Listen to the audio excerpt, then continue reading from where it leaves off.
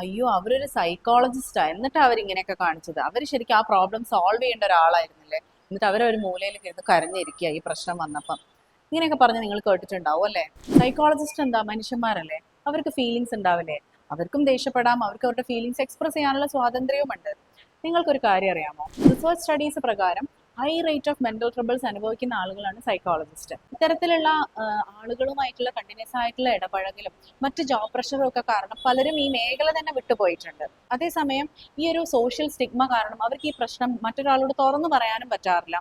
ചിലപ്പം അവരുടെ പ്രൊഫഷനെ അത് ബാധിക്കാം, അവരുടെ ലൈസൻസ് കട്ടാവാം, പലപ്പോഴും മരുന്ന് കഴിക്കാതെയും അങ്ങനെ പല രീതിയിലും അവർ സഫർ ചെയ്യുന്നുണ്ടാവാം. അപ്പൊ നിങ്ങൾ മനസ്സിലാക്കേണ്ട ഒരു കാര്യം എന്ന് പറയുന്നത്, മെന്റലി സഫർ ചെയ്യുന്ന ആളുകൾക്ക് വേണ്ടി ഒരുപാട് കാര്യങ്ങൾ കോംപ്രമൈസ് ചെയ്തിട്ടാവാം സൈക്കോളജിസ്റ്റ് ഈ ഫീൽഡിൽ തുടരുന്നുണ്ടാവാം. അവർ മനുഷ്യരാണ്, അവരെ റെസ്പെക്ട് ചെയ്യുക, അവരെ മനസ്സിലാക്കുക, ഒരിക്കലും ഇത്തരത്തിലുള്ള കമന്റ്സ് പറയാതിരിക്കുക.